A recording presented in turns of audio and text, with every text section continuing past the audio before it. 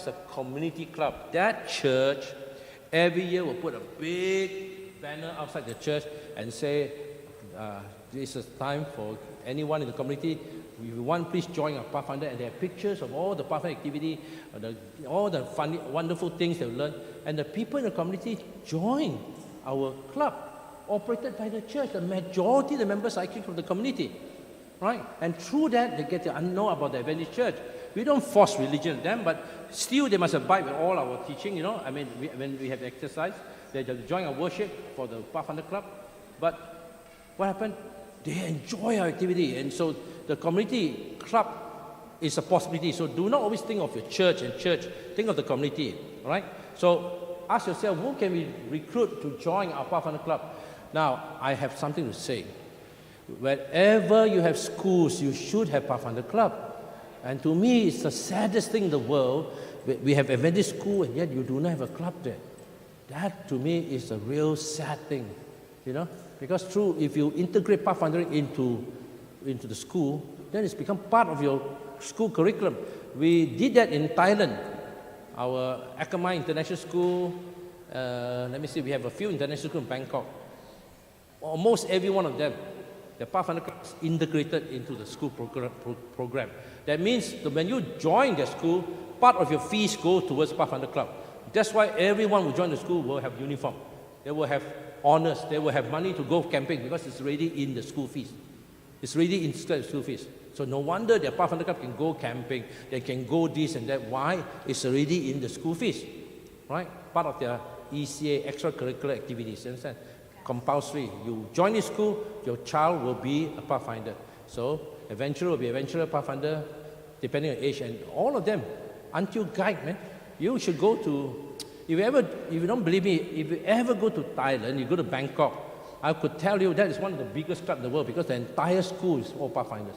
Yeah? And it's a big school, right? And that idea came about when I was a youth director. I talked to the teacher, they all got fired up, and that's why that was one of the very first schools in Thailand where everyone is involved. Not only that, you know what happened in that school? I tell you something. They have a full-time person paid to be the school Pathfinder director. Paid. Full-time person paid to be the adventure club director. Why? Because it's such a strong movement. This guy does nothing but just organize the Pathfinder activity, the camping, the classes, make sure the honors are there, the supplies are there. That's what he do. He does nothing. The full-time Pathfinder director for the school. Another one, full-time adventure club director because the school is big, right? And no wonder the Pathfinder program works so well. You know, he makes sure all the teachers have all the resources, right? And organize all the activity. When and where are you going to do the recruitment of, or are you going to do the church? Now, how are you going to advertise? Now, that's very important. Banners, right? Now, one of the best way to recruit people is during the Pathfinder Day. Because Pathfinder Day is where we have a review of what happened throughout the whole year.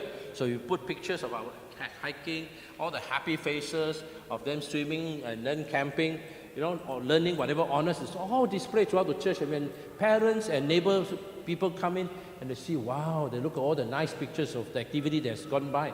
And that's where they are more likely to want their children to join the club. So use Pathfinder Day as a day to recruit people to join the Pathfinder club. Okay, Pathfinder Day is good. Always take good picture, blow it up so that people can see. Or you can use PowerPoint to show it. What method are we using, okay, to recruit? Pathfinder Enrollment Day, there's a special day. I do it twice a year. I always ask people, one in January, one in July. And we announce that on this day is Pathfinder Enrollment Day. So anyone want to join, this is the time. If not, you can wait another 6 months. We don't allow members to come in anyhow. Yeah? They have to come in either first month in January or in July. Because if they come in between, it disrupts the program. You do not want that, right? Now, we also do Pathfinder exhibition. Can I tell you something? This is something you must learn. All the things you learn and make the best exhibit, keep it, because this will be used for Pathfinder Day. So let's just say you do glass painting, and the best glass painting, keep it. Right? You do macrame, the best example, keep it. All right? Whatever. And ask the Pathfinder to learn skills and so on. So on Pathfinder Day, all the, on Pathfinder exhibition, right? The church is decorated with all the things that is Pathfinder. You make sample, 10 sample, pioneering thing. You see how they make a semaphore tower and all those things. And you can see, right? The camp layout, all the miniature one. And then you have a tent set up in the church, right? And make it like a nature thing in the church, right? And all the exhibit, all the things you have made, displayed, and people will see visually what Pathfinder is about, right? This is Pathfinder exhibition, which is usually in conjunction with Pathfinder Day, right? Two powerful things that will be very useful, and that's testimony. One, Pathfinder testimony. Second, parent testimony. We have a Pathfinder who comes up and say, "Good morning, everyone. On this Pathfinder Day, I want to say I'm just so grateful that my mom or my dad asked me to join the Pathfinder Club. At first, I didn't want to join, but since joining the Pathfinder Club, I have been so happy. I've learned so many things. I got so many friends. I always look forward to learning more honors. So I'm so glad, I'm so happy, and so proud to be a Pathfinder." This is a little Pathfinder giving testimony, and that's a powerful sell. It's a powerful sell when a little kid actually come up, or a girl, and testify what Pathfindering has done. So that's called a Pathfinder testimony. Even more powerful is a parent testimony. You have a very grateful father or grateful mother who want to come up and say, "Good morning, everyone. I am the father of this boy, and I let you know, my boy, ever since joining Pathfinder Club, he is a changed boy. Before that, he was lazy, but through Pathfinder, he understands diligence. Those days, he was disrespectful, and now the Pathfinder taught him to have good manners." Do you understand? He was late, and now the Pathfinder taught him to be sharp on time. I am so grateful for the Pathfinder to help me educate, to raise this son, because on my own, I'm so busy, some of the things I couldn't do, but the Pathfinder, through the wonderful instructors and teachers, through the wonderful church environment, has molded my kid a grateful father or mother giving testimony. Now, I have seen this happen before. In Singapore, there was one grateful mother, honestly from her heart, she came up and just couldn't stop thanking the church for the Pathfinder Club, because her daughter was totally changed for the better. A shy, timid person, now full of confidence. So that's the parent testimony. All this, it can be used for your recruitment. All right? Very important skill demonstration. I didn't bring my stuff here with me. Remember yesterday I showed you the semaphore? You see, during Pathfinder Day, especially if you have learned skills. Where are all the posters, by the way? Yeah. You see, if you had a display all these posters, and I'm really happy that this union has made this full set of posters. Now, Spicer, you didn't see it, but I'm so glad that the union made let me put it here, one at a time. Right, okay. That's one at a time first, okay? By the way, this is the master. By the way, this one should be printed up as one A-sheet paper, laminate, and everyone should have a copy. This is the master of most of it. So here you can see how you do semaphore, how you do sign language, how you do Morse code, and how you do international aviation phonetic. Remember Alpha, Bravo, Charlie? Right? So, yeah, you see, so this is good. So you have at least, 4, 5 things here. So I would suggest print it A4 size paper, laminate, give each one to Pathfinder for them to keep. Now, you see, if you have all these things displayed in the church, right, and then have people demonstrate the skill, tap code, then people realize, wonder why they're clapping to each other, remember? Okay, let's see whether you remember. Can you demonstrate to me the letter H? H, clap, H. Again. One more time. Clapping is not united. We have not become one yet. Okay. What is the number? 2, 3. Oh, go. Okay. If you have a default value firework, then I don't know what. All right. So, can you please share with me how you do the letter O for Oscar? O for Oscar. Come on. 3, 4. Got it? Right. Just like this. All right. Or if you can, by the way, you can do it this way, you know, using the flag. 1, 2, 3. 1, 2, 3, 4. Same thing. Either it's 2 sets of numbers. Right? And then you communicate. Wow, the parents want to say, wow, not bad. They're learning a way of communication. Right? Look at this one. Now, this one, I didn't have time to teach you. This is so interesting. And this is the saddest of the group of people. It's called the deaf blind alphabet. And this is what we call a double whammy. They really are not only deaf, they're also blind. saddest of the most, what do you call that? I hate to use the word handicap, but they are the saddest of the disabled people. Not only blind, but also deaf. So someone came up with a method, and that's called the deaf-blind alphabet. So you have to pinch basically. This is A, E, I, O, U. Because remember that time, the person can't see. He can't hear. So you understand? You understand? So when you do this, it's a C. You see here? It's a C. Huh? How do you do B? Can you see B? B what? This is B. You understand? So this is the deaf-blind alphabet. Alright? So please make one set. In fact, I strongly recommend every club to have a set of all these things. Right? And the union, every time you have an event like this, put it all over. Because this will inspire on Pathfinder you display, it will immediately attract attention of people when you see all these things. Right? Remember Semaphore? Wow. If on that day, Pathfinder can just send a simple message like welcome parents or welcome everyone. Remember?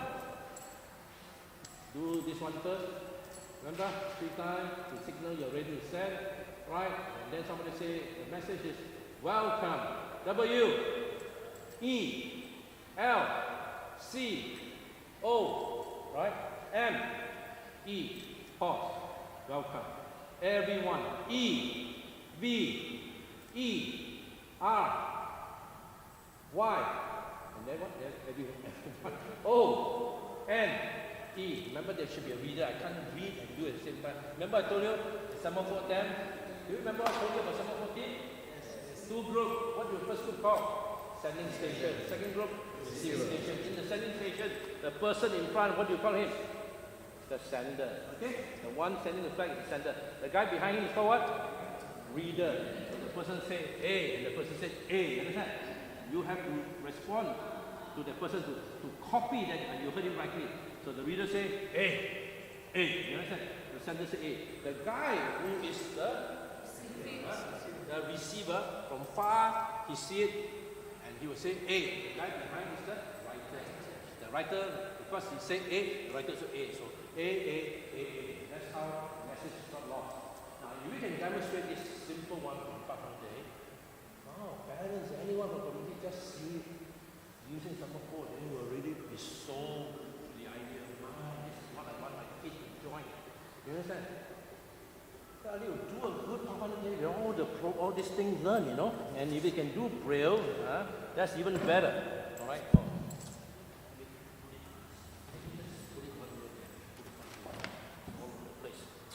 Alright? Well, this is British Sign Language, okay? I won't have time to teach all of them. Right? Yeah, remember the pickpacking code? And if you come up here and show this strange writing, again the parent will be wondering, what are these strange writing? Remember the strange writing that you saw? Which is all the pickpacking code. Remember all these things? Remember the dot and how do you write? Like for example, my name Simon will be written. S, I, remember? And then M with a dot, O with a dot, and with a circle with a dot. I mean, a square with a dot. So if you don't tell them, you put all these things, they're wondering, what is this, Then one fine day, someone showed them. They said, wow, what a wonderful way of writing. Big pen code. Okay? Got it?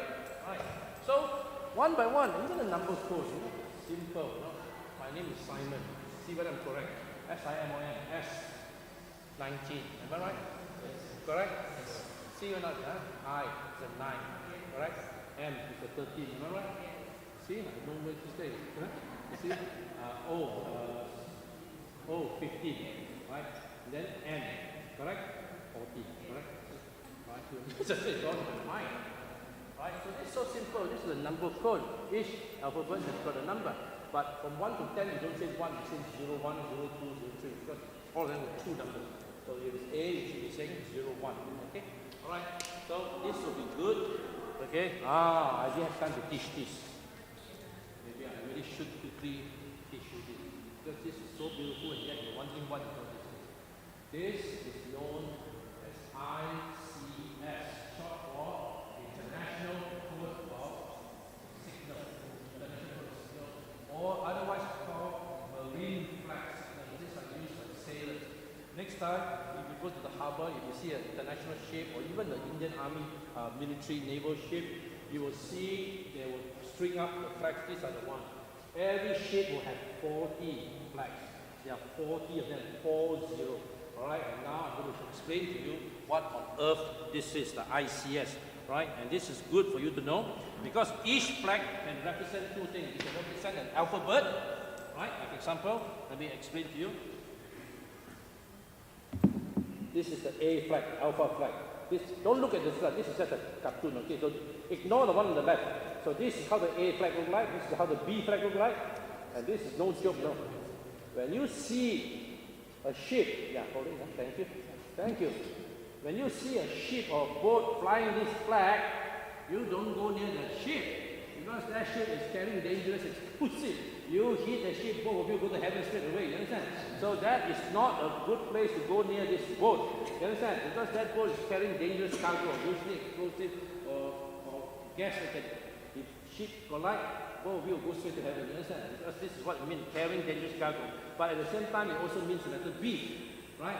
So if I want to send a word, then like B, for example, all right? And then this is, let me show you the very interesting one. C, this is C flag, which also means yes.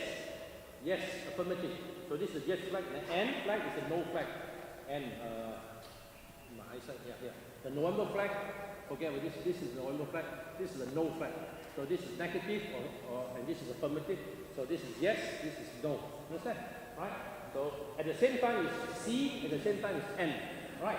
So I always tell people, if there's anything you've forgotten, you don't forget these two flags. This, don't go near. This, why? I understand down there there's a diver. There's a diver underneath.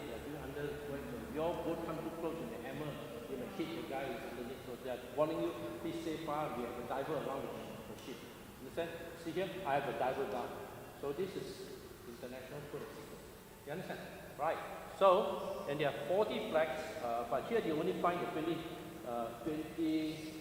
up to here. Now these are not the one, okay? Actually these are not part of it, sorry. There's something up to here, okay?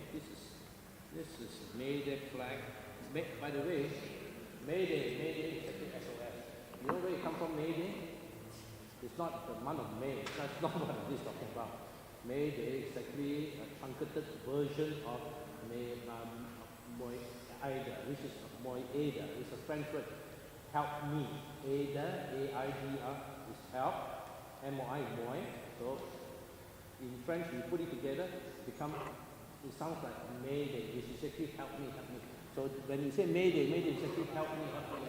That's really what it means. Not a day in the month of May, it's not what it means. Okay? Right? Okay? Right? Of course, then it's also SOS.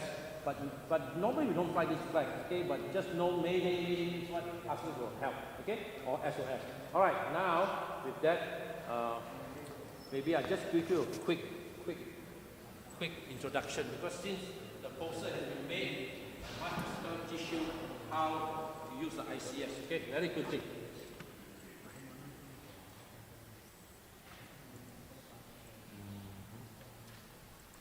All right, in your notes in the PowerPoint, the USB, look under codes. All these are under codes, it means different languages, and look for International Code of Signal. That's one here.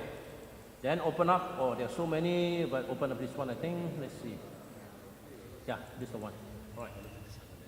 As I told you, there are actually 40 flags. 26 alphabet flag, 10 number flag, 3 answer flag, and 1 answer flag and 3 substitute flag. Okay, so let me explain. International Code of Signals, otherwise referred to as the Marine Flag, is a language. It is a language. It is a code. All right, the Marine Signal Flag. Now here are the 40 flags. As you can see, let me tell you again. It's called International Code of Signal, or ICS, Marine Signal Flags. Got it? Right.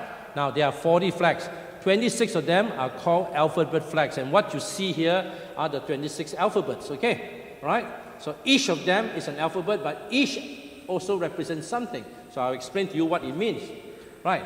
Then there are 10 numeric flags. So these are the alphabet flag. You have the number flag. This is 0, then 1, 2, 3, up to 9. Now notice they are tapered. You understand? They're tapered. It's a triangular thing. These flags are all rectangular. Got it? Except for B and A, which is what we call a dovetail. A dove, not the dove, it's like a dovetail. So A and B are the only exception. It's a dovetail. The rest are all squares. By the way, I have a set of this, the miniature version, because I teach this. It's because bag is too heavy. That's why, if not, I would have brought it. And you will see the entire set of the 40 flag. I bought this in America because I teach this. See? Just that too heavy. Maybe the next trip, if I do come back, I will show you my set of flags. Now, then there are 10 number flags from 0 to 9. Now, then there's what we call the answer flag. So when you want to answer, you put up this answer flag, this pendant. These are all called pendants, you see. So that means you are replying. And then, these are substitution flag. Why? Because each of these flags, you only have one. So if the letter A is repeated, you use the first substitution. Remember, that flag represents A is being repeated. That's what it means.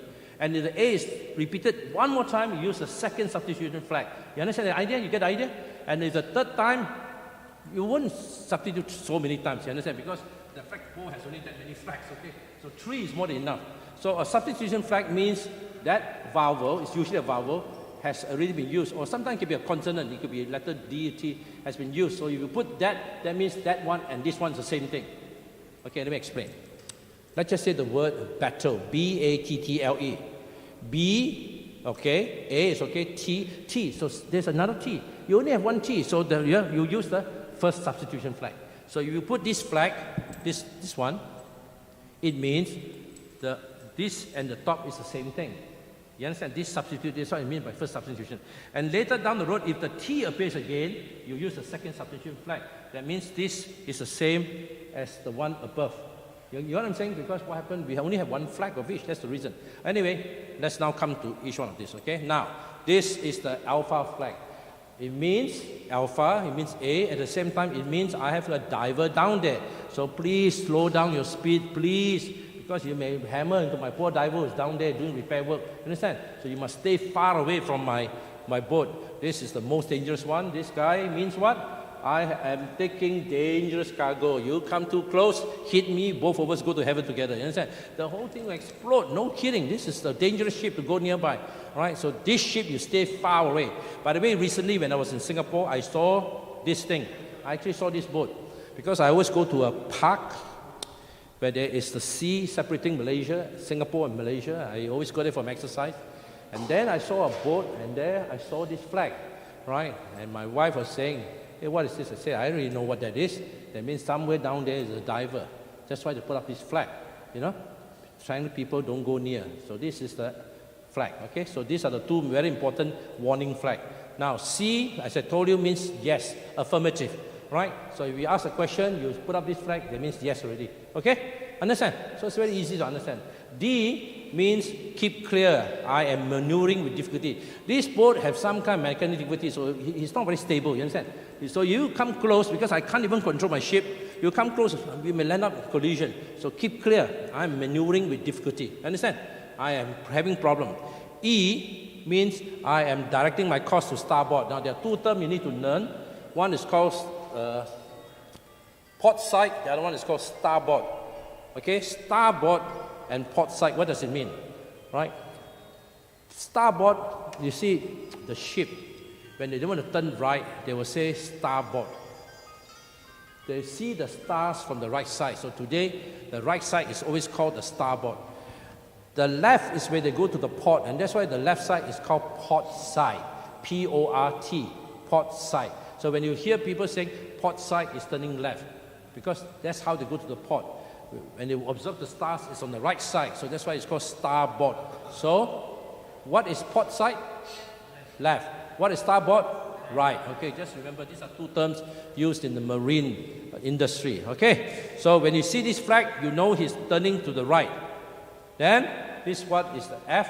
I'm disabled. Communicate with me. This ship, engine, everything is knocked out. So please communicate with me. I need help. The ship can't move at all. Right? That's the F flag. Then this is the G flag. I require a pilot. My pilot is sick or something. He is ill. So please need someone to help me drive the boat. Or it can also mean I am hauling nets. So don't go away, because you come here, you may get entangled with my nets. These are fishing nets. So it's got two meaning here. H. I have a pilot on board. Now this would be in answer to his question, remember, right? If he said, I require a pilot, and this guy reply, I have a pilot, that means I can probably ask him to come and help you, all right, on board. I flag, I'm directing my course to port side. Remember I told you port is left, starboard is right. So these are marine terms. Then the J flag, I on fire, please don't come near. You will also catch fire. I am on fire and have dangerous cargo. Or it can mean I'm leaking fuel, and that's dangerous. The fuel is on the sea, you come thing, you may ignite. So either way, this is a don't come near signal. Don't come near, okay? I'm either on fire or I'm leaking dangerous cargo, you know. The thing is leaked out from the boat because of a, I mean, there may be a leakage, a hole somewhere. Then K, I wish to communicate with you. So when you put up this, you're starting the other person, I want to communicate with you. Then this is L flag. In harbor, it's got two meanings. If it is in harbor, this ship is under quarantine. You don't go inside. You know, everyone has COVID, you understand? So this is not a good place to go to, right? Right? At sea, it means you should stop your vessel immediately. So it has got two meanings. In the harbor, if you put it up, don't come. Everyone is in quarantine. But at sea, this person is telling the other person, stop your vessel instantly. Don't come too close, okay? Right?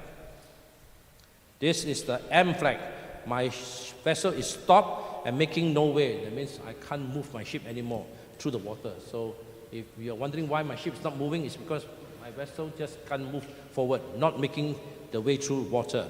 Now this is the N flag, negative.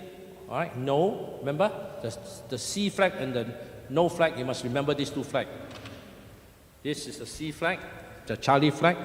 Okay, all right, which is horizontal stripe, and this one the checkered box. Checkered box. Where is it? Where do you go? Point to it. Yeah, checkered box. The checkered box is the negative flag. Okay. So one is a stripe, one is a checkered box.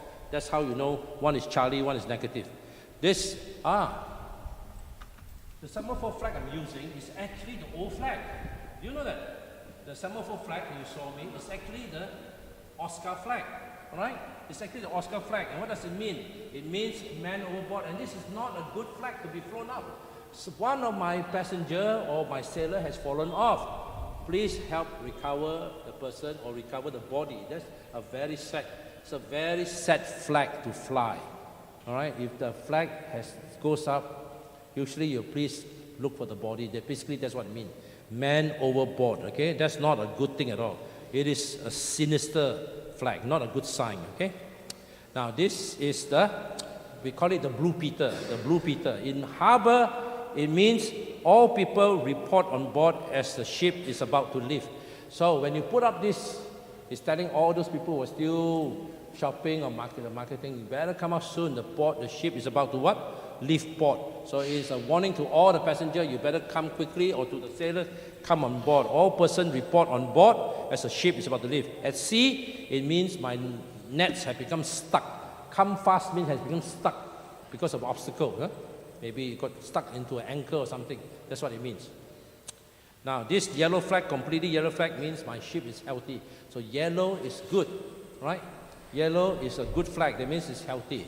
And so therefore, I request free pratik. Pratik is the word means permission. Please give me permission to enter your port. So he's telling us, I have got no COVID people on my ship. So that's why I fly the yellow flag. Allow me to have pratik, permission to enter your port. License to enter port. Right. This one is the R flag, Romeo. Now this is the only flag that has got no other meaning other than the alphabet R. Okay? So it's Romeo is a stand-alone flag. It has got no meaning, but it is the Romeo flag, the R flag. The only flag that's a stand-alone. You understand what I'm saying? Right? The only flag that has got no other meaning, no ICS meaning, but only as an alphabet, the R flag. Now this one is the S flag. My engine are going full astern. It's going full steam. Astern is going backward. So the ship, when they do this, it's actually reverse gear. So again, stay far. My ship is going backward. Astern is going backward, right? And I'm operating on astern propulsion. That means the boat is actually going backward. So don't come near. The Tango flag, keep clear of me. I'm engaged in pair traveling. This ship and this ship, there's a net between. Okay, so they're going this way. So don't come near because in between there's net. So stay away because in come between you'll be caught by our net. This is called trawling. Two ships with a pair of trawls. Right? The U flag, you are running into danger. Don't come. All right? There are rocks there or whatever. You're warning the other guy. You are running into danger. This one, the V flag, I require assistance. I need help. W flag, the whiskey flag, this one is a sad one. I require medical assistance, right? Before I do that, how many of you know airman body signal? Did I teach the Spicer group the last time? Do you remember, those of you who attended my class, did I teach you airman body signal? Listen, see whether you understand what I'm talking about. What is this? You remember? What does it mean? Don't know. You remember this? Oh, that means I didn't teach it. Okay, so I think it should be here. I'm going to teach you that. Since you learned this, you might as well learn. Now this is Navy, right? Now I'm going to teach you airman body signal. What do we use to communicate with pilots up there? Okay, so I will teach you this. All right, very quickly, very fast one. 5 minutes or 10 minutes, we'll finish. This one I need medical assistance. But in the airman body signal, you lie on the floor and you do this way. You got to lie on the floor and do this way. And the pilot from up there, looking down, know that you guys are sick. You need a doctor. That's what it means. This one, the X-ray flag, stop carrying out your intention and watch for my signal. Telling another guy, you just watch my signal, okay? You are not listening. Stop carrying out what you want to do. Stop doing whatever you do. Watch for my signal, okay? I'm the boss right now. Telling the other person, stop what you're doing. Listen to me. And then the Yankee flag, I am dragging my anchor, right? He's dragging his anchor, pulling up the anchor. And the Zulu flag, all right, I require a tug. I need someone to pull me along. My engine is not good, or I'm casting out the nets. So this is basically the flag. Now these are the number flag, as I told you. 1, 2, 3, 4, 5, 6. Okay. All right. So if you are sending numbers, you send according to these flags. These are called, right? And then the answering pennant. When you're about to answer, you hang it up, right? Okay. Substitute flag number 1. Remember I told you, if you fly 1, 2, 3, 4, and the first letter has been used, and you need to the second letter is the same as the first letter, like the word battle, B-A-T-T. The first T has been used, so there's no more T flag. So you have to use this flag and put under the T flag, which means this and this is the same thing. You understand what I'm saying? And if the T again is repeated, then you put the second substitute flag, then we know this represents that one. So T, T, T is the same thing. You understand the concept? So that's what we mean by substituted pennant. There are only 3, 2 and 3. There are only 3. All right? Actually, this one is used only by NATO. This is not really ICS. NATO. You know NATO, North American Treaty Organization. So don't bother to use this, okay? The real ICS does not include this. I'm just giving this for information. All right? Okay, you got the idea? Now, with that, very quickly, since we are on this topic, I think it's very good for Pathfinder to learn as many skills as possible. And one of them is the airman body signal. Let me see. Here. Right? Let me see. You have your computer with you? Check and see whether that is inside the USB. Right? You want a USB. Check. Not all of them need to download. I could have put this last minute because I think this could be a last minute thing. So if that's the case, all of you need to return your USB. I will download this for you. Check and see again whether it's there. Because I didn't bring my stuff, I should have brought that. All right, airman body signal. There are only about 13 signals. You remember, they're very easy. Airman body signal, Pathfinder scouts should learn. Okay, why? Because if for some reason one day you are stranded in an island, your ship has gone kaput, or your plane has crashed and you are one of the 2 survivors, and then the helicopter or plane is passing by, how do you communicate how do you communicate with them if they indeed can see you? How do you communicate, right? Okay, here are the things I want you to watch carefully, okay? Now, these are the 1, 2, 3, 4, 5, 11 of them. 11 of them. So let's look at them one by one, okay? One by one. All right, I will talk about this later, okay? Okay, everyone, please stand up. Stand up. Stand up. If your entire group is okay, fine, no problem. Put up this.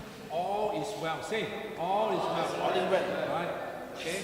And please don't wave, okay? Just like that. Okay? Don't, hello. No. Okay. All is well. Say, All is well. But that is a good sign. One hand is a good sign. One hand, but then when it becomes two hands, it's different. This is pick us up. Oh, help me, I want to go home. No, this is pick us up. You Pick understand? us up. Pick us up. Okay, hands down. Pick us up. All is well. All is well. Down. Pick us up. Pick us up. Good. Down. Right. Third one. Right. Need mechanical help. That means your boat is spoiled or your plane is spoiled. Need mechanical help. Come on. Need mechanical help. Down. Pick us up. Down. All is well. Down. Need mechanical help. Down. Right.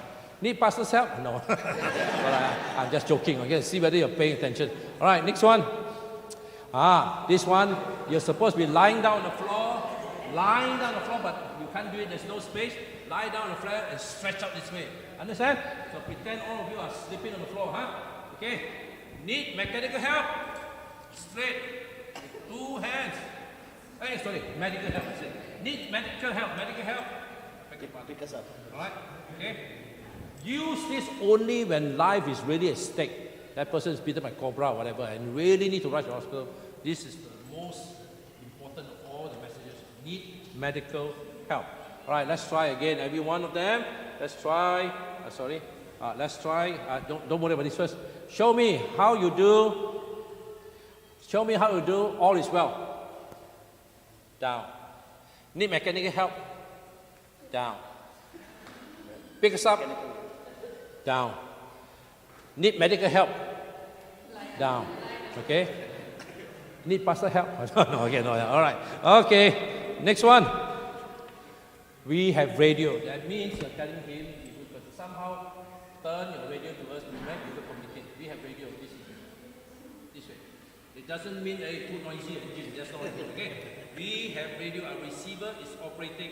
Can you please see whether we can fine-tune, calibrate, we might be able to communicate. You understand? So we have radio. Come on. Right, down. Okay, let's see whether we remember all that we learned. All is well. Down. Need mechanical help? Some people forgot. Down. Pick us up. Down. Need mechanical help? Down. Need medical help? Down. We have radio. Down. Very good. Now, this one's interesting. To do this, you need to do your homework. You're telling the helicopter plane that is safe to land. That means that is not safe to land. So if that is safe to land, you do this way, alright? Okay, this is the one. That area is safe. Everyone, land here. Face the direction. Land here. Land here. Land here. Alright. I know your knees are sore, right? Okay. Now, do not land there because that one is swampy. You understand? Rocky. So do not land here. Okay, the next one. It should be this way down. Okay, so this is not a very good picture. It should be this way down. Okay? Okay, let's say do not land here. Everyone, do not land here. Okay, keep doing that way. Do not land here. They will understand. Actually, this way they already understand. This is not, no. Okay? Do not land there. Come on, that direction.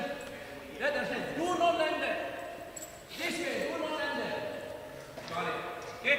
Let's see whether you remember all of them. All is well. Down. Need mechanical help? Down. We have radio? Down. Need mechanical help?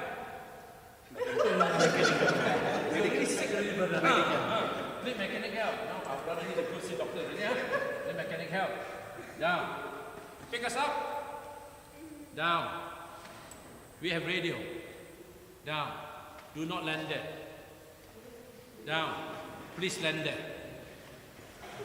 Down. Very good. Need medical assistance. Hey, don't go down. Did you do that? Hey, when did I teach you to do like that? Okay, just lying down on the floor. Okay, not this way. I didn't teach you that. Just lie on the floor. Not this way. What kind of strange thing are you doing? That one might need pastor's help, this one, no? Okay. We'll proceed shortly in this direction. Come on.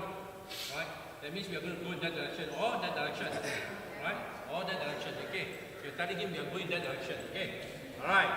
Drop message. Now this is where very seldom when it happens when the guy is able to drop the message. The helicopter is low because he couldn't contact, the radio is not working. So he can put the message, put in a piece of cloth, and then drop. That's called asking, please drop message. That way at least we communicate. Right? So pick a big piece of cloth or big banana leaf or something that's humongously big. You know, what do you call it? The bad man you wear around yourself, what do you call it? Huh? What do you call it? But of course when you take it out, make sure there's something wearable. Okay,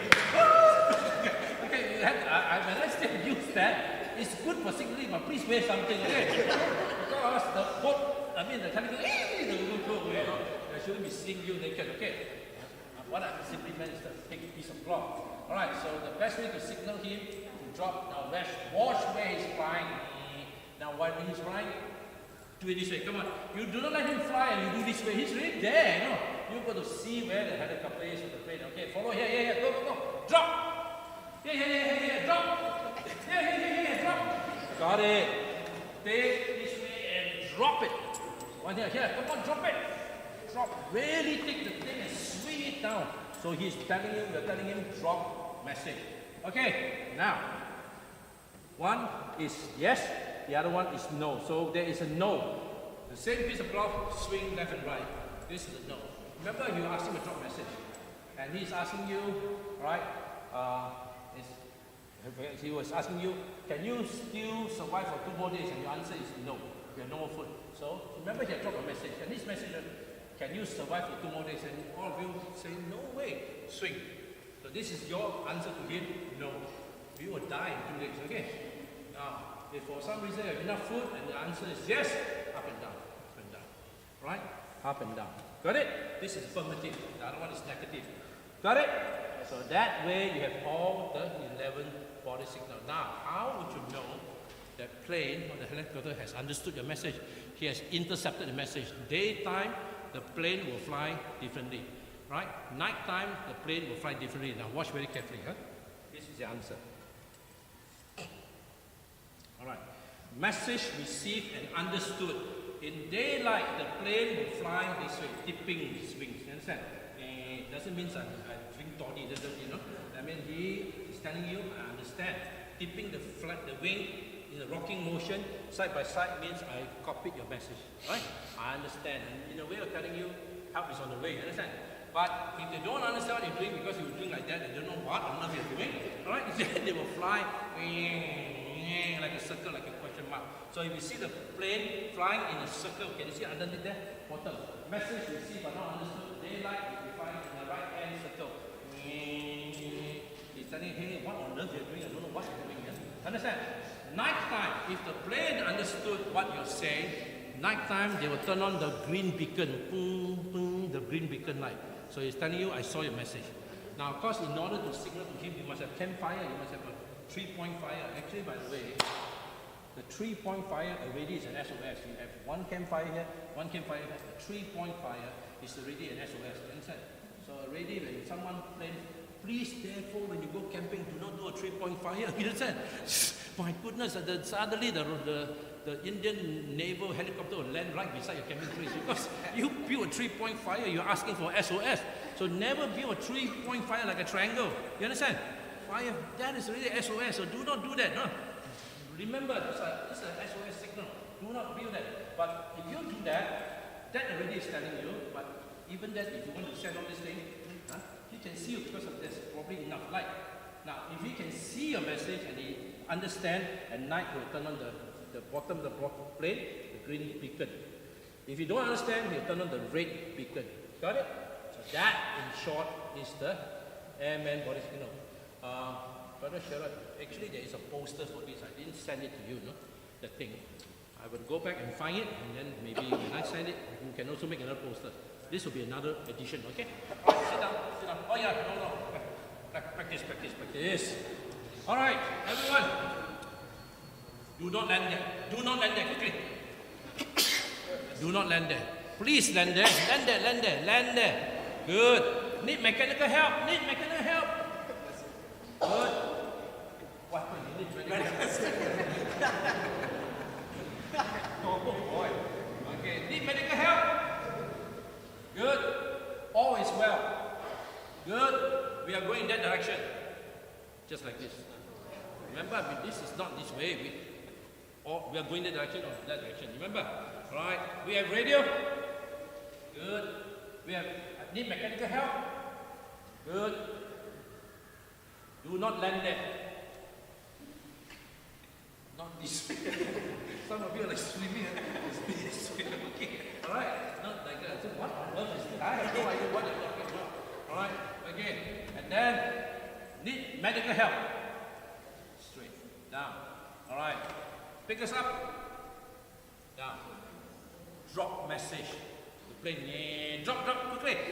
Remember, roll and drop it. Answer negative. No. No. Swing left to right is a no. Yes. Up and down is yes. Up and down. Okay, got it? Right. What does it mean if the night time is showing the red light? What does it mean?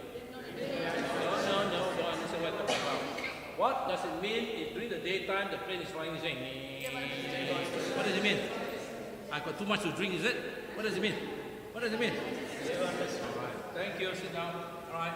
Give you 5 minutes break. Come back to take. Okay? 5 minutes break. You can check here. Oh, yeah, come check in. See when it's there.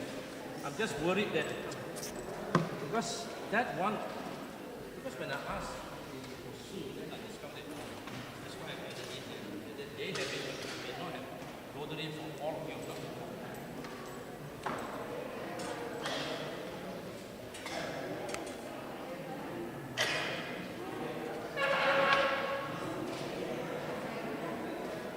Sir, so sign language, where do we actually look? Right? I'm not sure. Amen, body signal. Unfortunately, yeah. Thank God you have it. Amen, body signal. Oh, thank God. You have it, all of them have it. All right. Who else bought it? Who else bought it? Who else bought the USB? I want to check one more. Anybody bought it? I got it. Okay. Because I want to check one more. Yeah. See? The 300 rupee, no? Are you buying for yourself or what? I'll go and bring it later. Huh? Lunchtime, after lunchtime, I can bring it. Are you the one who got the... No, who was the girl who found the answer? You're the one, huh? I can give you a special gift afterward, okay? Gloria, right? Gloria, good, yeah. Yeah, sure. On the floor level is the right of the audio. See, right of the speaker, that's right. Or raising it up on the flagpole. Planting the flag. Planting the flag. Usually you plant it on stage, you know. Then just go up there, plant it. You can plant it together, you know, as you come in, go separate way and plant it, okay? Can we plant it with the Indian flag? Yeah, you can. The Indian flag, you can plant the Indian flag, at the same time plant the Pathfinder flag. You're talking about all coming in together, right? Yeah. First, there are two flags coming in, the flag bearer. One go this direction, one go this direction. At the same time, plant the flag. Okay? Very good question. Yes. How are you? From Spicer? Huh? Good to see you. I missed you yesterday. Yeah. Yes. Now, you take the personal room. You are the one too. Okay. I wish you came yesterday. This is my room. Are you going to stay for lunch? Okay. Then when I go back to my room, I'll take it for you. Hey, wait. Let me see. Yeah. It's my room. Okay. I'll get it for you. Okay. Right. Okay. I'll definitely get it for you. Okay. Who else? Now there's one other girl. Not Eastern one. What's his name? From the northern side. What's his name again? There's one girl. There's also one other girl. And one of them got married. What's where is he? No, he got married. No. She took the thing and where's Patrick? Oh, okay. Tell you what. She will come here in church or in next church. I'm preaching here. Tomorrow too. Okay, then. But anyway, I'll give it to you after. No, unfortunately not. This is the thing. Last night you guys should have come for the cryptology honor. You really missed it. You miss it. You not come. Yes,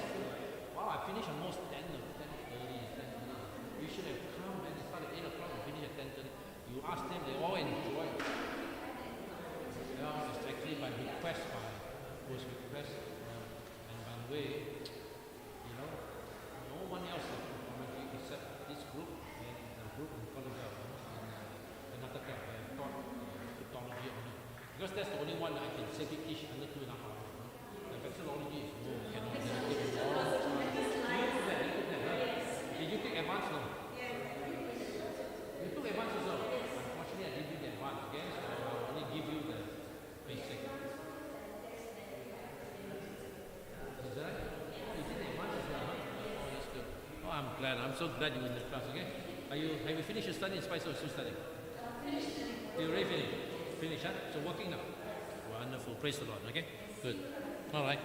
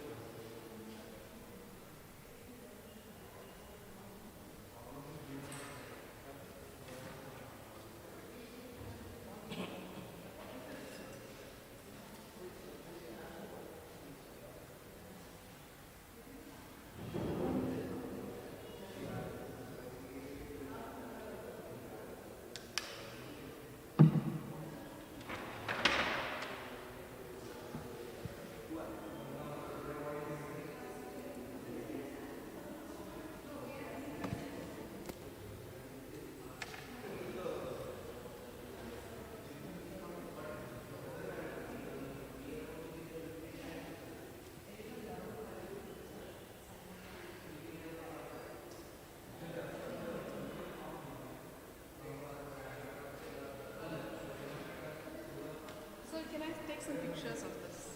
Yeah, please do, please do. That is very good.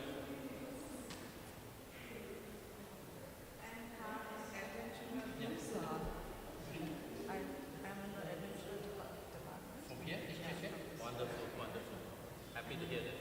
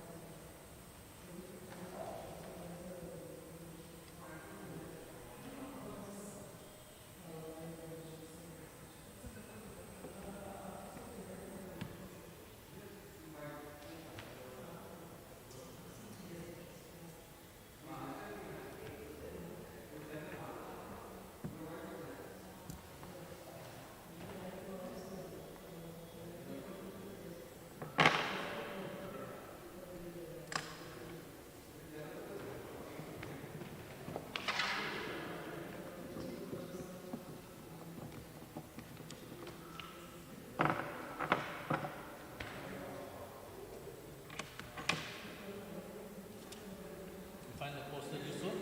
Huh? Yeah, yeah. No, I tell you, many things can be taught in the adventure, no? Huh? Yes, all in the pen drive, yeah. If you bought it, it's all there. All of them is there. I'll bring it. I only have 5 left in my room. I'll bring it up. Sir, Okay. Do you have an extra pen drive? Yes, I think that you better reserve it. I want. Okay. I want two. You want 2? I want one. Oh, 1 for 2. Okay, so I have only 5 left, so good. I'll Please, go to please. my room and get Yeah. it to my room. Okay. Yeah, for me. I'll check. How much does it cost? 300 rupees. Yeah, It's actually okay. only the price of my Okay, fine, no problem. things inside is free. The thumb drive, just give me back the money that I paid for the thumb drive. That's all. No? No problem. Yeah. Yeah.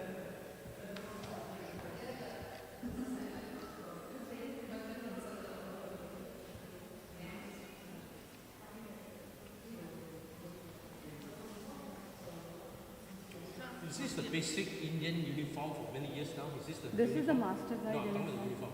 Oh, it's a master guide Master guide international. So we went last year.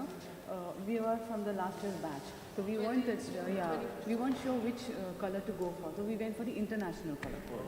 Since as you've mentioned that the union is yet to come up with a color.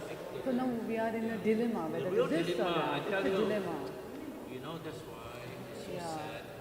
And now this year master guide is planning to have white. So we are going to mismatch last year's master That's why I guide tell white. you, the division director Yeah, doesn't understand please. this. Your Pathfinder will never Yeah, work. You'll never yes, work. Because yes. this is so standard. Yes. If you don't even solve this problem, how can you even Yes, have a Pathfinder? yes, You yes. understand? They don't know which uniform to wear. Yes. There was the same question in So all to the be places on I the did it safer with. side, we went for an international code. So what to do now? Well, actually, this is at the American one, to tell the truth. There's no such thing as international uniform. Okay. I'll show you. Well, in one of the USB, you'll see me traveling up the road. You'll see Pathfinder in about this 21 country, and you see for yourself what I mean. Oh, You look at the different uniform, all different. All different? Yeah, so many countries, all they have Oh their own my. different You uniform. So very different. Some country, within one country, have 3 uniform. Oh my. Because they go by union. The union has authority. So like North Philippine Union, the South Philippine Union is a bit different from the North Philippine. But they can't do anything because the union are powerful. I think we should ask our What's that? division people. We have one for India. I asked them. I asked Well, them. that's And why. what did he say? That's They why are among because all they of you want to need to have decide. Do you want an Indian uniform or allow the section, the union to decide? Because if the division is still not doing it, what to do? You can't wait forever, you know? Yeah, Well, exactly. I'm saying not in a critical manner, but Yeah. I pray division for the gentleman, whoever he is. I think it's Prabhupada, right? The new Someone division new has director. come. Someone new has come So here. Prabhupada's his name. I met, no, is it Prabhupada? No, yeah, I think it's Prabhupada's name. I met him, I could see that he really didn't know much, because he's from the education background. Huh? Yeah. So he never really, but I hope he's, So this So has one more pen drive. one more, okay, I think that's for it already. Okay, all right, I'll go bring it after lunch.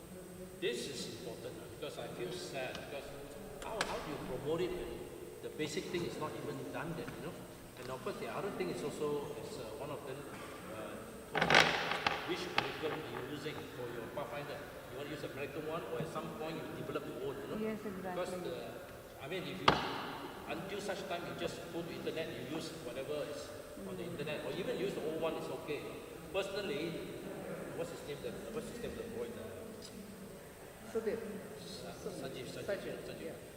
He showed me the old one. I said, if the old one, use the Old old one, yes, Better yes, than nothing. better than nothing, What yes, do? I'd rather than exactly. use the old one. Something. At least you are still doing it correctly. Yeah. Yeah, good to Because say. he's saying which Here one in to use. Salisbury Park Church, we Yeah, have because something what to going do, on. because we Yeah, have we not have updated. to. Huh? We We have haven't to. updated, so people don't know what to do. But here we have something. You have one. Which Yeah. one you use? You know, the old one or the new one? We don't have. No, I'm talking about We the don't have. activities. We have all these adventurous and This is pathfinders a going real on. But we don't have problem. Really big uniform problem. stuff here. I feel Uniform sad. is not. That's the dilemma, na? The white or this or that. This is a real dilemma, big dilemma, and I don't know how to solve the problem because if I didn't have much chance to talk. I was with him during it also, was sitting there. I was hoping to have a talk with him, but after just wait, he went off. I think he was also a bit uncomfortable because he really has not much experience sitting beside me and saw me, and then he was a bit. I think he was a bit uncomfortable. If you could give your suggestion and you decide a color, so since you're He here, doesn't know me. If he But- know me, that would be easy. You know? So but you maybe- have a global experience, Yeah, so now you are the Again- better person again, to give whether, us. whether or not he's willing to listen, that's another thing. And I could be careful. I'm only here to assist. I'm not here. I'm not a boss. I come here to assist. I come here to serve. I'll be at your level, not a higher level. I don't believe in that kind of thing. Okay. I come here to serve. So I do not want to offend him. I want to show him respect since God has chosen him to be the bishop. So if he one day asks me, I'll be happy to help him. You know? But now a lot of good directors are all asking the same question. That has to go through our union. We should The one enforce with, our union together. all over they've been asking the same question. Having. And I told them I can't solve the problem because it has to be solved at the division or at the union level. So like in front of me, Kerala, I told the leader, Mr. Ajit, I'm from Kerala. sir. oh, what's his name? Ajit. Ajit, yeah. I told Ajit, I said, if the division guy doesn't do anything, you do what? What did he use the white for? What did Ajit use the white for? He decided to use white for For some. what? You ask him, I can't remember his background. He said yellow does not have a good connotation or something. I don't know, that's what he said. But then I told him, you actually have authority, but then make sure. The whole set. The union has a say. But it's better that you let your boss know, at the division. Just inform him. Because since he's not doing anything, then you have the authority, really. You do have the authority. They can't say, because they can't wait forever, correct? They can't wait forever. So anyway, I just pray that this problem will be solved. It's a serious problem. Really serious problem. Because unless they get it Maybe solved, we can how speak you through our promote? We can speak through our union. Or you which union? No, here. Or you here now? This union. But you are from Kerala. Which I'm from Kerala. I'm working here at Himmagamir School. I'm from Trivandrum. Oh, from Trivandrum. I've been there once. At that time, I was invited to be the speaker for the Watercolor Hospital. Ottapalam. Ottapalam is at the Hey, center of Kerala. No. Ottapalam is at the center of Kerala. Just part of Kerala, right? Trivandrum is at the south. But it's part of Kerala, right? Part of Kerala. Ottapalam, we I have was been a there. speaker. That was my third visit to India. First visit to India was a holiday. New Delhi, Jaipur. Second visit, I was invited to New Street Hospital to speak. Yes, Andhra. That time, Andhra, I was a speaker for the Gifford Memorial Hospital. Yeah. And then third time, Ottapalam. Fourth time, also hospital, but Vellore. Vellore. But CMC. it's the church, not Yes, the hospital. So I was speaker for the Vellore Church, all doctors and nurses. They invited me, I was a speaker. And then fifth time was Anbu, no? Anbu? And yeah, I'm he's the the one, director. he's the one who invited me to Bangalore. Oh, yeah. There. Cunningham Church? Huh? Cunningham Church? No, that one is for the union. Union. Even though he was conference, but it became a union-wide event, Yeah. So then from there, he introduced Anil to me. So Anil asked me to come over. I said, this is 2019, I was here. Second time here. Yeah, second time. And that's why this time I told Anil, hey, I'm coming again. You want me? He said, please come. Yes. Nice you're Yeah, here. correct. So I thank Pastor Anil for that. We have a group of enthusiastic people here. A lot of people, only thing is that we need to solve this problem. Guidance We problem. need to solve it. I need to talk to Anil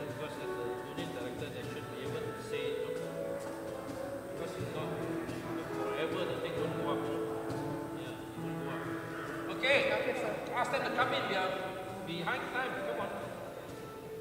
Ask everybody come in. Another 15, 20 minutes. Too late already. Ask everyone come in, please. So are you aware of the spelling mistake on the badge? The M and bring O. back, is it? Cryptography. Yeah.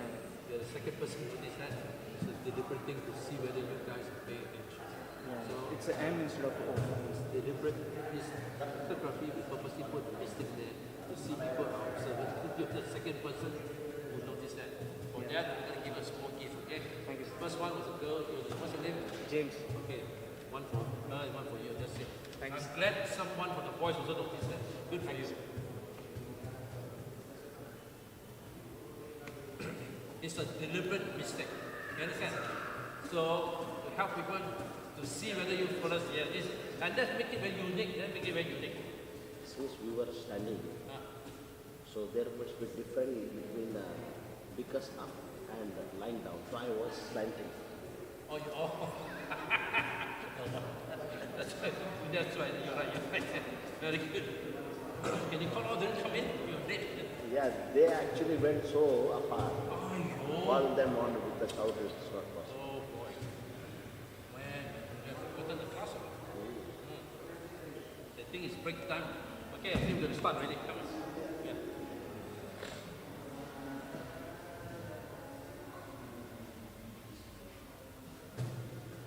Okay, take a quote, one more. Okay, right. Okay, come in everyone. Where's the... Okay, we are starting the class. Please come back in everyone. Come on in. We are behind time. On the double. Return to the training place.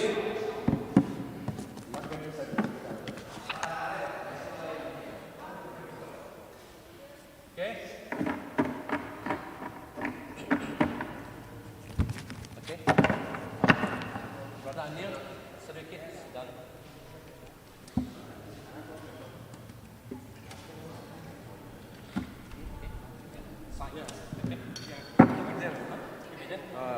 We will. For the evening, What's the evening? We'll have to wind up before 4:30. Just remind me. But what time do you come back here? After lunch? 2 o'clock.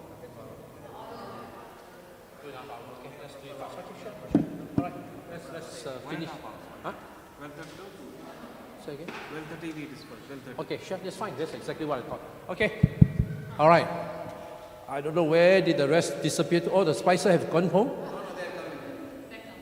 They're not coming. I thought they have gone. Okay, everyone come back in on the double quickly.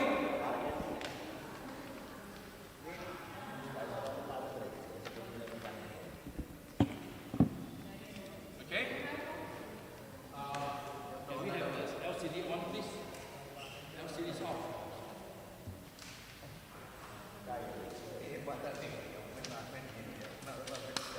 Can we have the technician to turn on the LCD?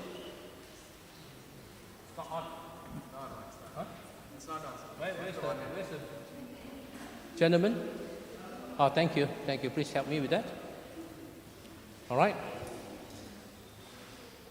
Now, as I was talking about the recruitment and the induction, on the day where you recruit, also have a Q&A. Allow parents to ask any question. What will happen when the Pathfinder join, and let them know that it's a safe activity. Assure the parents that your kids will be well taken care of, and you must keep their promise. Pathfinder coming in, boys and girls, you really take good care of them, especially when you're camping events and so on, which I will talk about, all right? Oh, still not up yet. All right, the next thing we'll talk about are the honors to be taught, right? Remember, we are talking about planning for a whole year. All right, with regards to honors to be taught, there are a couple of considerations. Number one, how many honors can you afford to teach for this coming year? I personally say, if you can, 8 honors, 2 for each quarter.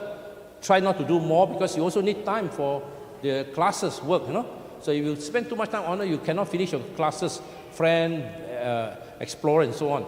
So please try to keep to 8 honors per quarter, 2 honors per quarter.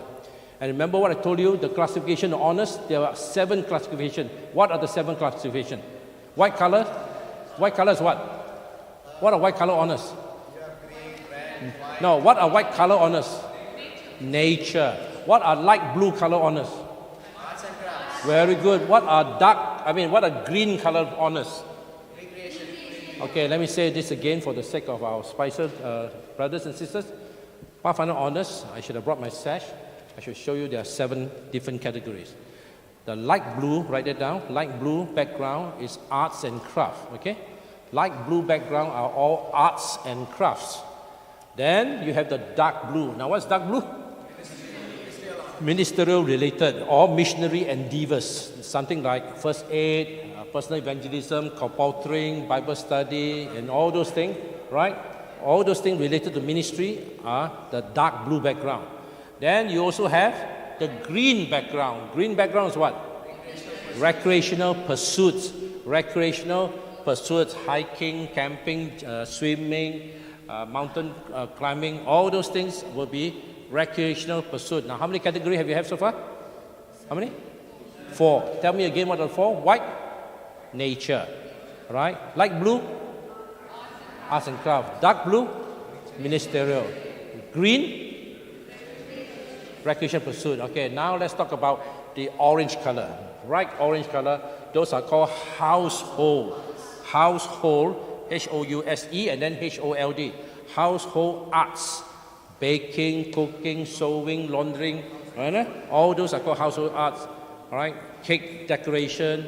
These are ladies' honors. They are usually better at this, right? Those are called household arts. So that's the number 5. All right. Number 6. That's number what? How many? 5. Say again. White, light blue, dark blue, orange, green. All right, 2 more to go. Brown color. Brown color is outdoor industry. Outdoor industry, like cattle racing, poultry racing, pigeon race. They call it pigeon racing. Beekeeping, gardening. You understand? All those things will be. And by the way, you see, this is where India you can create one. Maybe coconut farming. I don't know. You come up with one day. I'm serious. Come up with something from India. You know, whatever is so unique. Develop the honor, write the requirement. I can help you see whether it's well written. Do it. You have your first honor, and this kind of honor are called international honor. If it is not part of GC, you'll become an international honor. And you'll be surprised, people in Brazil and other countries will be asking you for requirement, right? And you are the owner of that honor. I mean, at least you are the starter of the honor, and you'll be known for that. All right, just as I have created 8 for my unit. Okay, so please, India, someone write an honor for your country. Okay. That you'll be uniquely Indian, make yourself proud. You're a great country with a lot of smart people here. So it's time that you dig things into your hand. Create your own honors. I challenge you to do that, okay? Right. Now, last one, red color. The red color are mechanics. Now, yesterday you learned cryptography, and that is under mechanics, okay? Mechanics will be things like you will have electricity, metalcraft, carpentry, Morse code, all those things are considered mechanics, including semaphore, cryptography. Remember yesterday, the art of secret writing? Yesterday, I wish our Spicers brothers and sisters knew about the honor. It's a pity you miss out the honor, real pity. You know, it was an honor that we taught, and they finished and they graduated, and they all got a badge. Happy? Yes. So sorry that they missed out. They didn't know about that. I really felt it was night time. You could have come last night, but unfortunately you were. Never mind. Don't worry about that. Maybe God will have other plans. All right. So, how many honors do you want to teach? Again, depend on 2 things. Do you have the teachers? You know? And please, can I do something? You must do this, okay? Within your section, please, each club don't independently operate by yourself. If you have a good instructor in DOC, be willing to share your notes with the other one, or be willing to go and teach in the other club. That should be the spirit of pathfindering. Can you do that? So if there's someone in Spicer who's very good in that thing, please be willing to go and help another club here. That's the spirit of pathfindering. And you have developed the PowerPoint, be willing to share, just like I'm willing to share. I don't hold back anything. We should not be selfish. If not, then we have not learned to be good pathfinders. We must have the spirit of helping. All right.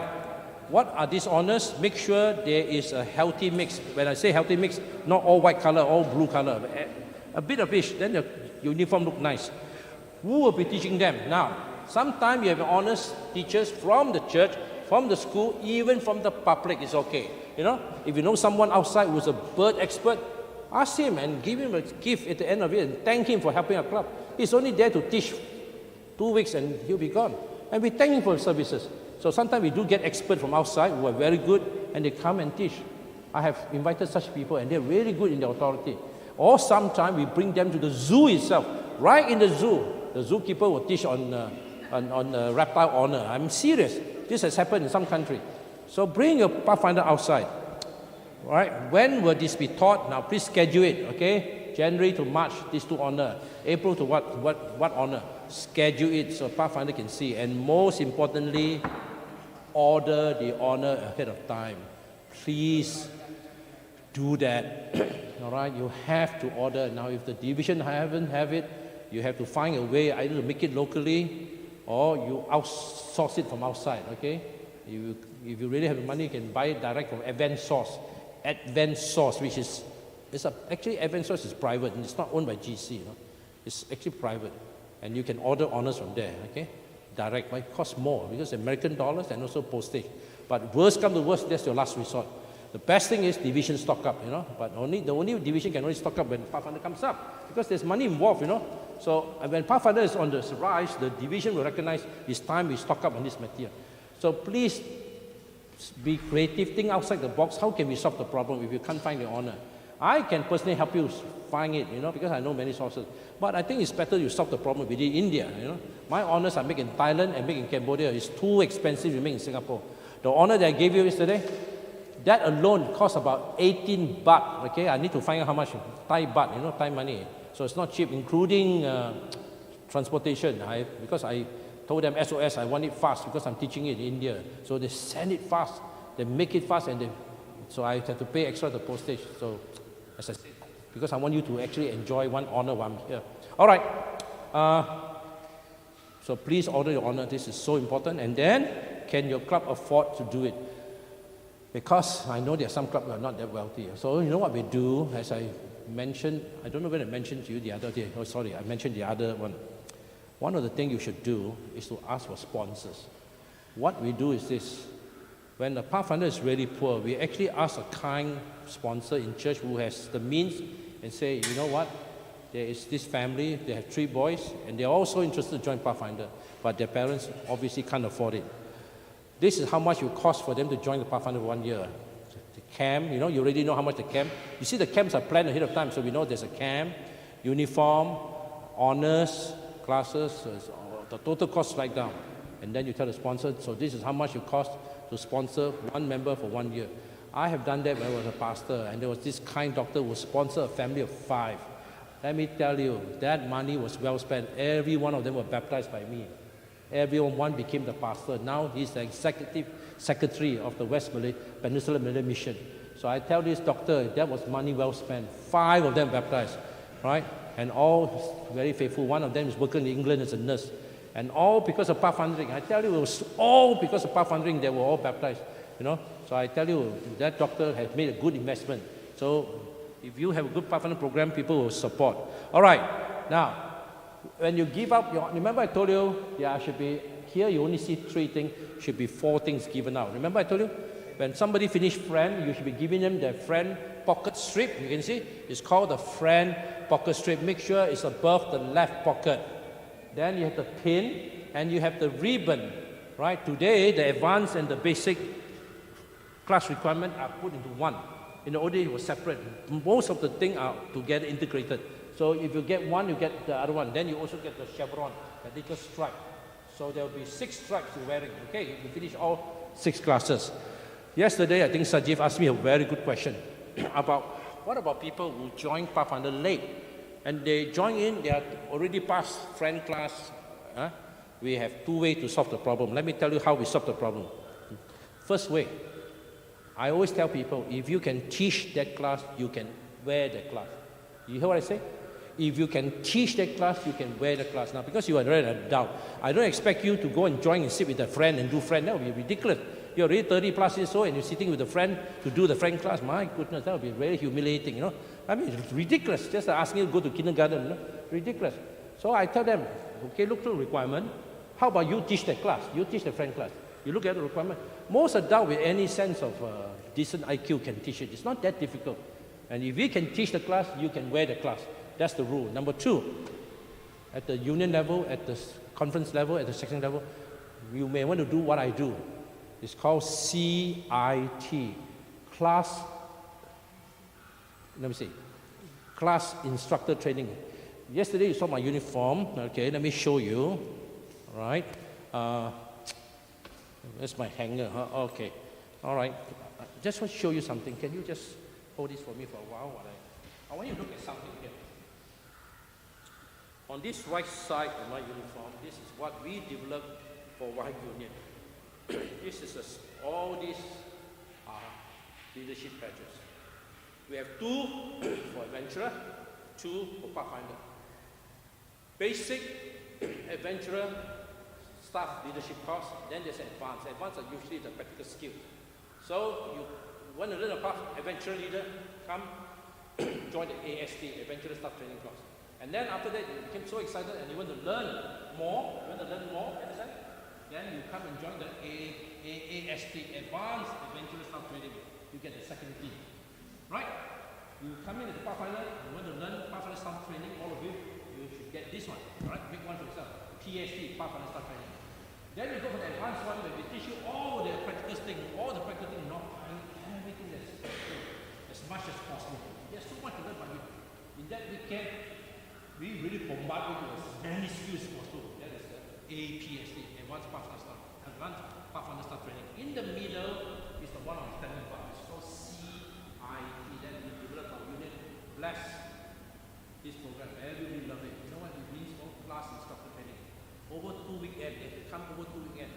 Friday, Saturday, Sunday, and then come back maybe a month later or 2 weeks later. Friday, Saturday, Sunday. We covered first weekend, friend class, companion class, we go through the entire day, teach them, equip them in 0 so they are, and then we ask them to come and teach one little. We want to see them teaching, you know. I mean, we won't ask them to teach the whole thing, but when we teach a friend, we say, hey, can you teach this to come, and we see that, and if we find that after teaching, and they can actually teach friend to explorer, to finish part 1 of the CIT. And then they come the second weekend and they learn ranger to guide. And if they truly finish this, and then we give them class, they are allowed to wear all 6 of them. Because they are qualified, they've been trained, they've been given material, much more qualified than ever. You understand? Because they are truly trained. CIT, class instructor training. Otherwise called curriculum instructor training.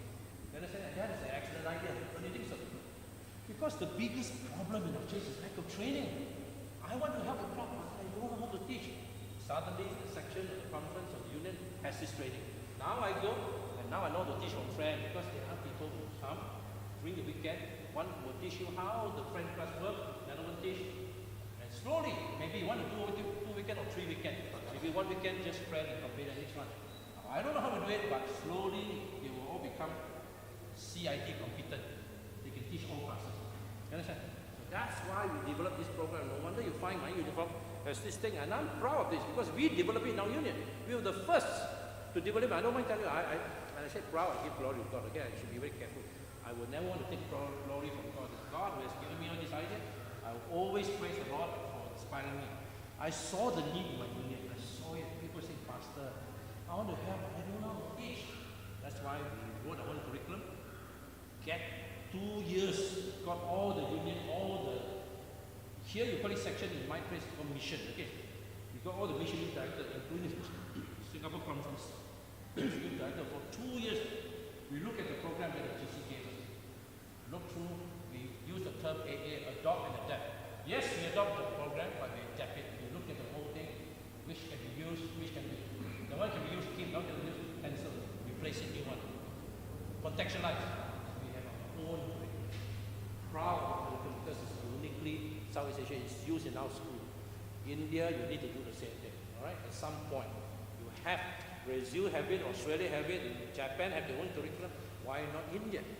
Why not India? You know, big and powerful country. so many Seventh-day Adventist church and infrastructure, hospital and colleges. So you think it's time? Correct or not? But of course that depends at the revival of the Pathfinder.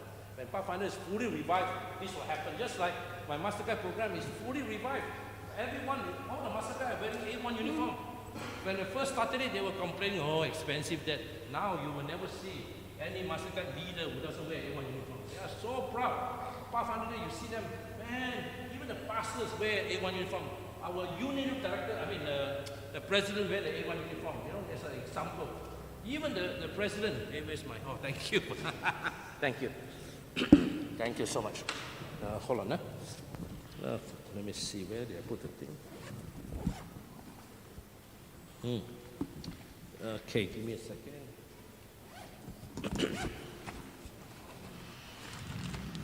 You know, yesterday, this is just a side distraction. Yesterday, when you did the cryptology honor, anybody has the honor with you right now? Anybody has the honor with you? No. Anyone has the honor? Yeah, let me show you the honor that was taught. Yeah, show me. Yeah. This was the honor that was taught. It's created by me. It was at least 12 years old now. It has become international. A lot of other countries are teaching this. The art of encoding and decoding messages. And they learn things like, remember what you learn? Transposition, substitution. Remember? You learn about Enigma, you learn about the code talkers, remember? You learn about the Rosetta Stone, remember? All this inside the incredible story of cryptography. And there's one smart girl who looked at it yesterday and said, Pastor, there seems to be a mistake there. So that was what I was waiting for. And this morning also a young man came up to me and said, Pastor, if I'm not mistaken, in the honor there's a mistake. Let me tell you, it's a deliberate mistake. Purposely, the word cryptography, one alphabet is purposely wrong. To make sure you come and tell me it's wrong. That means I know you really have learned Big Bang code. So I want to thank Gloria for being the first one. Gloria, come forward. I want to give a small little gift, right, to show my appreciation. And James, where are you, James? Where is James? Hey, oh, yeah. Okay, I don't have much thing to give, so very special award. This is a souvenir. It's a beautiful sticker of our second Mastercard convention. This is a beautiful first-class sticker, all right? It's a sticker, okay? Keep it. Please come here, all right? I hope you like it, okay? All right, come, James. Keep it, okay? This is a collector item, all right? The second Southeast Union Mastercard convention, okay? Right? Okay. So, there'll be more so-called present to give out when I test you, okay? If you ever get it correct, I'll give out this present, okay? All right. Let's come back. Okay. Hey, what was the last thing in my mind? Yeah, okay, this is the one. Okay. What classes, both basic and advanced, will be taught this year? Okay, but remember now it's all combined into one already. Basic and advanced is actually one class, no more like before. So we are going to teach friend. So who will be the friend instructor? I have this EG problem in my throat. Give me a second. Just going to use this. Yeah, then it will dissolve the itchiness in my throat. Good. What classes will be taught depend on the teacher availability. All right? Now, teacher can actually help out for just 3 months or 6 months. It's okay. You understand? So you find the teachers to teach the friend class, the companion class during the Pathfinder meeting. And then, do we have what? The workbook. Yes. Remember yesterday I showed you the workbook? You must have it. Please get it printed out from the internet. But here's a question. Hey, you were asking me the question. I didn't settle the question yet. What was the question again? Where do we get the resources? How do we use it in our... Yeah. Where do we get the resources? Right now, thank God, we live in the internet world. All of it are available online. But the problem is, it is all NED and GC thing.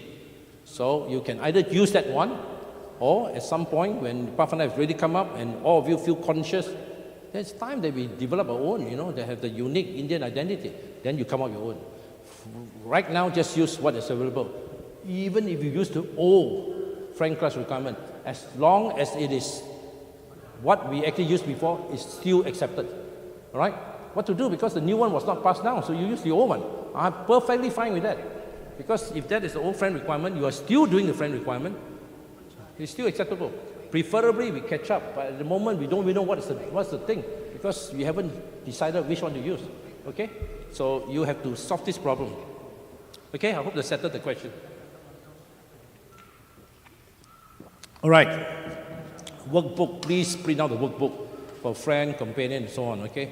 Later I'll bring it back again to show you, okay? Spread the requirement to be taught. A good teacher will have the book, and you decide January, February, I teach this one, and then April to what? So slowly, week by week, or month by month, the entire class is finished, and you should get this completed. Now, values to be imparted. These are the values. I mean, there are so many values. A Pathfinder is polite, a Pathfinder is kind, a Pathfinder is what do you call that, respectful. So, ask yourself, which value will you teach this year? Do you want to emphasize one for each quarter or once every 6 months? Up to you. And then what program will you use? Give you an example. Sacrifice. How do you teach sacrifice to little Pathfinders? Give a real good example. Here, I'm asking myself, how do I teach the little one the meaning of sacrifice? So then suddenly I saw in the newspaper, this country has a horrible earthquake or some typhoon, and they are now homeless and they are in big trouble. And Red Cross is appealing for fund, United Nations is appealing for fund. Show them the picture to the kids. I say, hey everyone, you all got homes to stay, roof over your head, food to eat, water to bathe. Our folks there do not have. Can we do something to help them? And you can do one simple thing. Just one simple thing will do. That is, the pocket money your daddy, mommy gave you for this week, all right? For one meal, you do not eat that one meal. Just learn the meaning of sacrifice. Just 1 week, one meal, don't eat, and that money, give it to this sacrifice fund, which we will pull together. Even though it's small, it doesn't matter. Send it to that, and they are so pleased. Even at this tender age, they have done something kind. They sacrificed their meal, maybe for 1 week, or if you do it several times, maybe. If you do it for 2 months, then you don't overstaff them, by the way. They will die. So I don't want them to die. But at least they understand the concept of sacrifice. For not eating one meal, and the money is saved up, and it goes towards the fund, and it's sent there.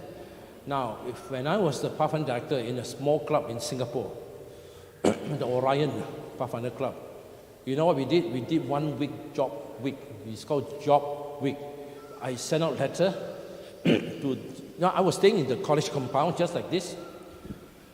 Sent out letter to all the parents, all the people staying in the compound, and say, hey, our Pathfinder is doing job week. So during this week, it's school holiday by the way, anything you want to do to ask them to come do sweeping, cleaning, whatever, the Pathfinders will come together with their leaders sometime to help you wash your car, and you give whatever you feel is fair. We don't even specify the amount. And you'll be surprised. My Pathfinder, they only about 18 of them, I still remember, young fellas. The oldest is only 11 years old or something like that. We raised we raised about close to 200 Singapore dollars. This was back in 1976. 200 Singapore dollars back then is a lot of money. Back then. With that, I brought my Pathfinder to the Singapore Home of the Blind, and we donate the money to the Blind Association. I still have the photograph. And they gave us a certificate to thank us, the Orion Pathfinder Club, for that donation, 200. And it came from job week. 1 week we went and do job, odd job. Another one, car washing, we outside the church, we put car washing donation, fundraising. People just drive in and we wash the car, and then whatever money go inside. You see, these are ways you can teach values. So who will impart this?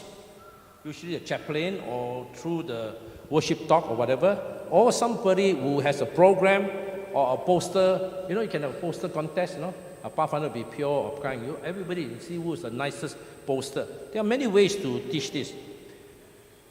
Through what means, that's what I'm talking about, okay? All right? Sometimes we're going to show video, and sometimes I show a video of a young boy helping someone, or that kind of thing. They inspire them. I got lots of this kind of little video clip to inspire the little one to help them understand. And sometimes you bring them camping and we teach them these values. This is the one I really got to spend time talking because this is something very dear to my heart. Outdoor activities.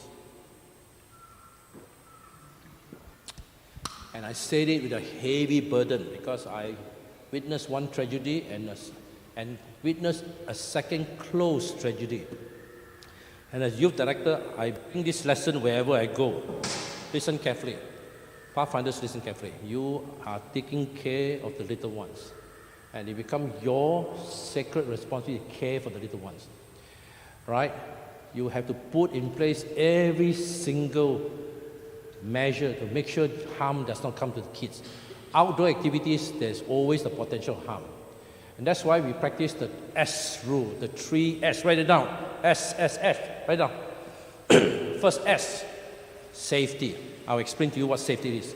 Safety is paramount. That's why we say safety first, safety first, safety first. So the 3 things to remember when you do any outdoor activity, even if you're not Pathfinder Club, if a church is bringing young people outside, you still got to practice the 3 S. What's the first S? Safety. I will explain that. Second thing, security, which is different from safety. You must ensure that security is there. Third one, sanitation, especially you're camping.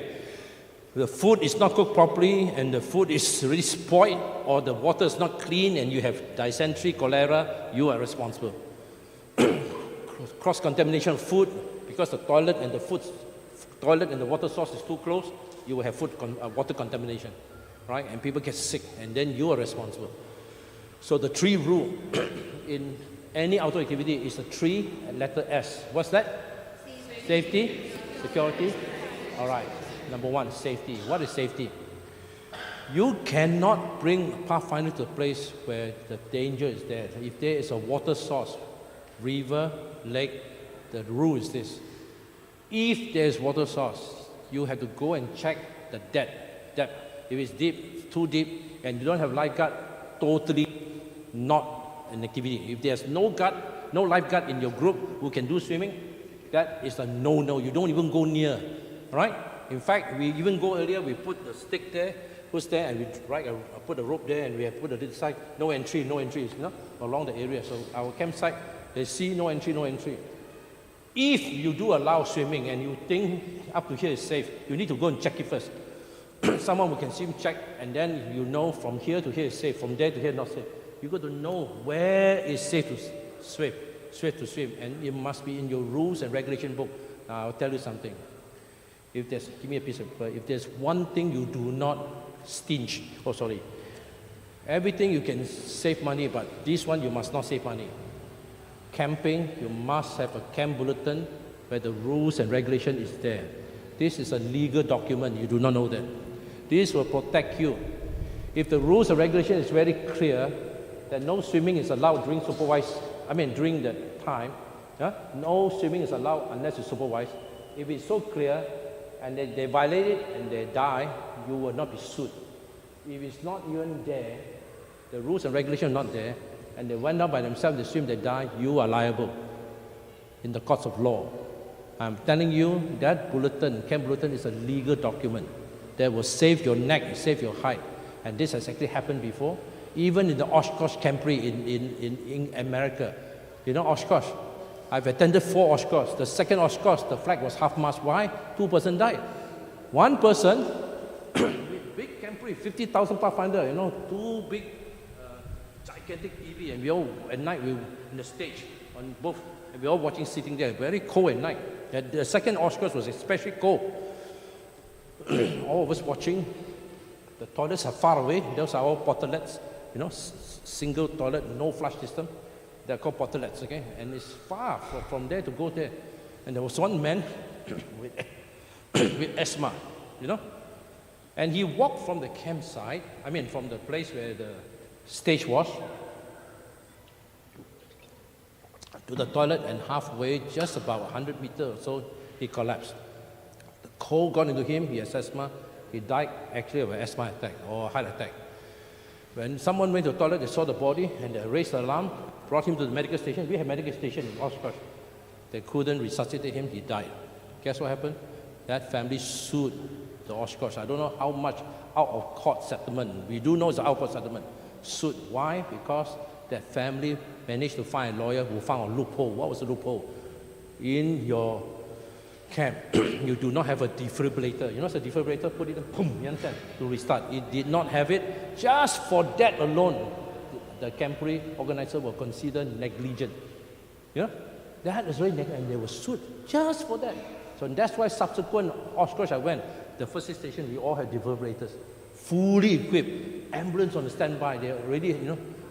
When you do international camporee, all these things must into taken consideration, especially in the program. The do's and don'ts must be there. So I want to urge you, please, if you have any camping activity, make sure you have a rules and regulation piece of paper, better for them to sign, and you have a copy, that they will obey the rules. Anything had to do with water, anything doing it, anything that's dangerous. Some of the place has rope climbing, you know. Check it out. If you check the rope is not good, put a note there, no entry. That's called safety audit. Before I have a big camporee and I move people there, I mean, before we go to the campsite, I have a team called the safety audit team. That's one of my functional committee, and they go throughout the whole campsite, check everything to see whether this is safe. If it's safe, we don't put anything, but we find that this is rickety, the danger of falling is there, we put a sign there, do not use this, this is not, hazardous, we put the word hazardous. So safety audit committee has done its job, so they know where the dangerous place, if there's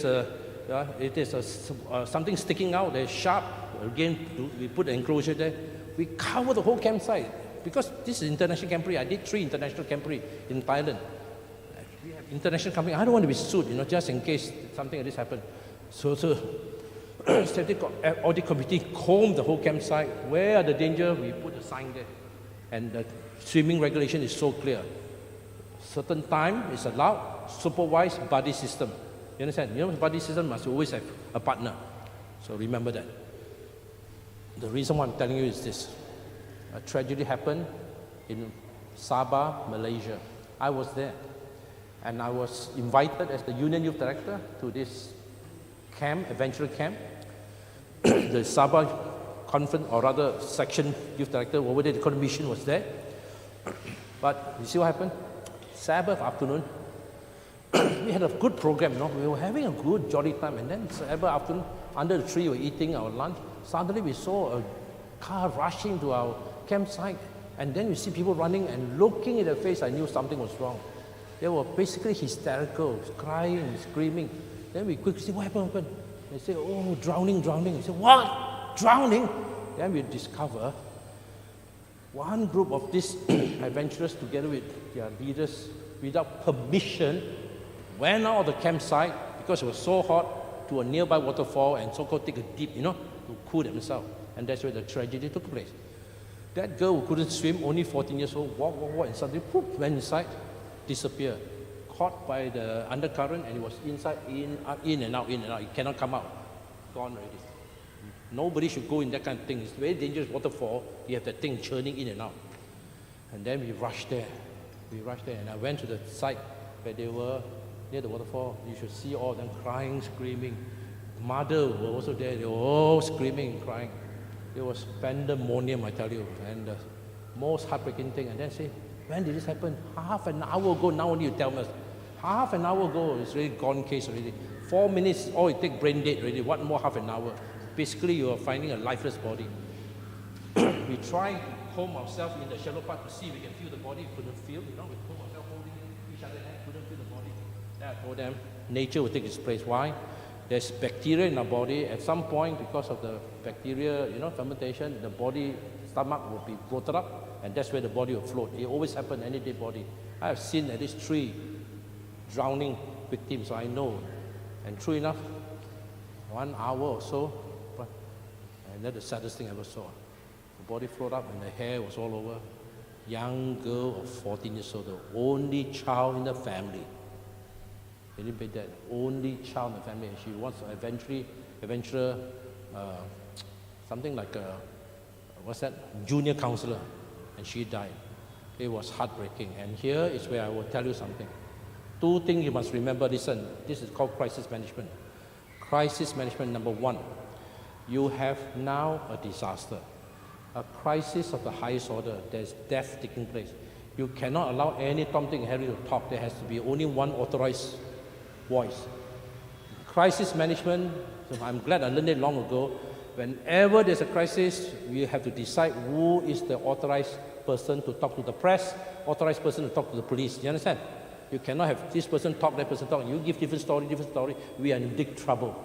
You know, what time this happened? 3 o'clock. What time happened? 5 o'clock. Now, who is telling the truth? And then you become not credible. So in crisis management, the first thing we do is that make sure there's only one authorized voice who can talk to the press. So I talk to my Sabah mission or section. Since you are the leader, I'm from the union, and you are the one.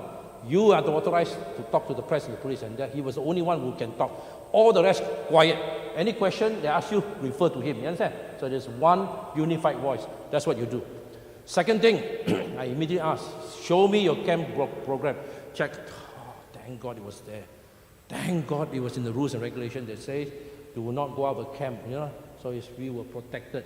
I'm not happy someone died, but at least I'm glad that we were not irresponsible in the sense that the regulation was there. They defied the regulation. They went out on their own without telling us. They got in trouble. It's not our fault. So please understand, when there is a possible danger happening, it can happen. Don't go camping without a first aid box. Don't go hiking without a first aid box. If you don't even have the basic thing, you're also asking for trouble. Okay? You must have a first aid box with you. At least give the measure that you have taken into consideration danger. Okay? You must have it. Standard thing in the first aid box, if you are camping overnight, charcoal pills you must have. What's charcoal pills? Just in case somebody down with food poisoning. Take 6 of them or 5 of them, you can take a lot. You already detox. I've seen people, horrible thing, but take 3, another 3, the next day is totally gone. It absorbs the poison. Charcoal pills is a must in camping. In camping, there's also a danger of bee sting or touch a hairy caterpillar and you break into hives. I've seen a body who was stung, a young boy stung by 3 or 4 wasps. The whole body becomes swollen. It's called hives, you know? The face, even the face is swollen. My goodness, looks horrible. That guy's a naughty boy, you know. He was he was going to the camp, he was hitting here and he hit one of the things. That's why they went after him. He was running and he fell. And then we all attacked him. And then when I went to help him, I got bitten too. But thank God I was not as allergic as him. He was totally in hives. And he was having difficulty in breathing. I know if you don't rush him to hospital, he would die. It's dangerous. Now, in those kind of outdoor camping, the thing to bring is antihistamine, right? I don't know whether you've heard of. That's the one you don't inject, but it's a pill.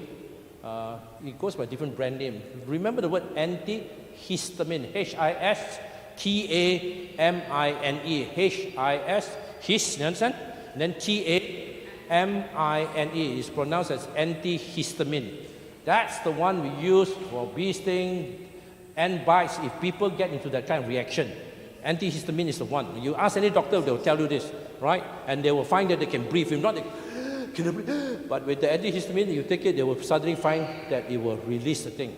So these are standard thing in the first aid box, right? But please just remember what I'm trying to tell you. Outdoor activity, the danger is always there. So you have to think of the worst possible scenario so that if it happens, you are protected. Now I'm going to teach you one thing. You're going to be very surprised.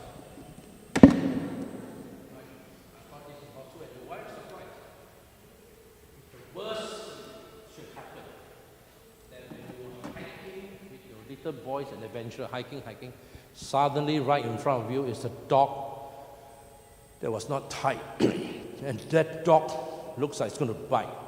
Or it's a rabid dog. You know, rabid dog with saliva, that is a mad dog. If bite, you are in trouble. You know there's danger. And here you're the leader, leading a group of Pathfinder, a little one, and you saw, and there's a very good possibility of attack. You tell the people behind you, none of you must run. You run, you become like a little squirrel, they'll come and attack. You must not run. None of them must run. You tell them what you can do. Look at the direction where the wild animal is. Walk backward. You understand? Walk backward. So all them, while you stay there, right? Make sure they are far, far away. You have to have a buffer between you and them. You are the sacrifice. What to do? You're the leader. You have to sacrifice. I'm not asking you to die like Jesus Christ. No. I'm telling you, you have to take the bullet. What do I mean? Make sure they're far, far away. You are the buffer between the danger. So they're far, far away. So they go back as far as possible. And if far away, then they can run. Okay? But far away, then you what you do. Now, when I say sacrifice, doesn't mean you die like Jesus Christ. Okay? I'm asking you to be smart. You have to be prepared for that moment where he might attack, and this is what you do. You remove your shoe, right? And you're wondering why. You're not going to hit this if you hit it's useless. This shoe becomes active thing. You understand?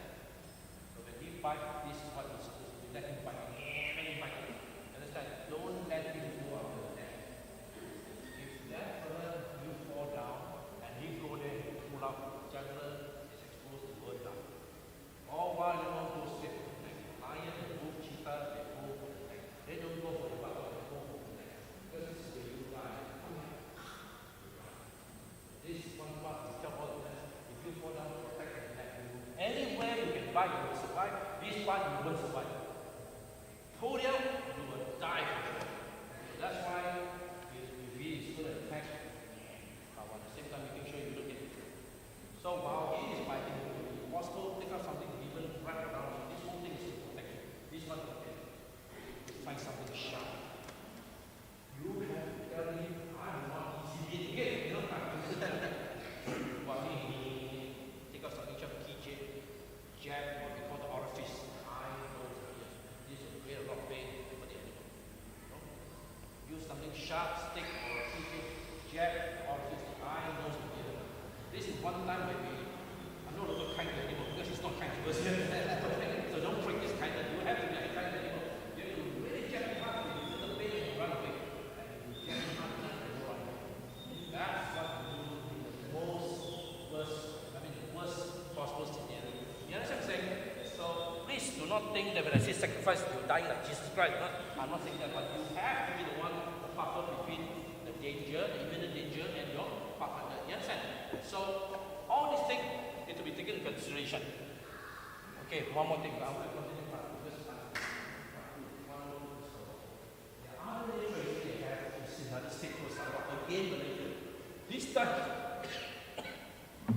it was a youth director for us, not the local club force, it was a youth director for it, which is why I'm quite really upset with this one, mission youth director, or section youth director, and he really make a big blunder.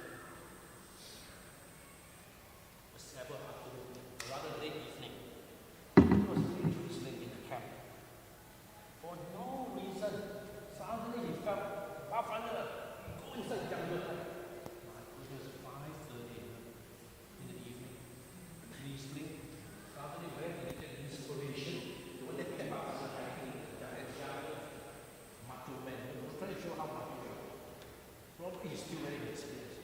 So I say, are you sure? He started getting a buff, he's trying to prove how macho. We are buff people. I was there going also late, I'm not ready because I didn't bring my hiking shoe, I only brought leather shoe. So I told him, sorry, I can't join you. You understand? I can't join you, just give me a second, it's itchy. Okay. I said I can't join you. Good thing I didn't join you. So what to do? He brought the little one, very small. I still remember some of those just wearing something like spaghetti. No, they were not really well dressed. These are all Finnish girls and all the boys and girls, all going hiking adventure days. Someone, a few families, all went early and then went to get in the local club. This village, really in the Malaysian rainforest, jungle, big rainforest. I'm telling you, you need to go in to see what I mean. And I went in and I just knew not to take. Thank God I didn't go through enough as I expected. 6:30, the sun was coming down, and we were not back there. 7 o'clock, nothing happened. Then the rain keeps on. And by 7:30, the parents in the camp arrived. Oh, something is bad, something. They're not back there. And I knew that if we don't go and do an SAR, search and rescue, they will die. If we don't do SAR, if I don't organize SAR, search and rescue, they will die. I told them, the cold, they didn't have food, they got nothing. Nothing. No first background is a silly thing to do, no? So I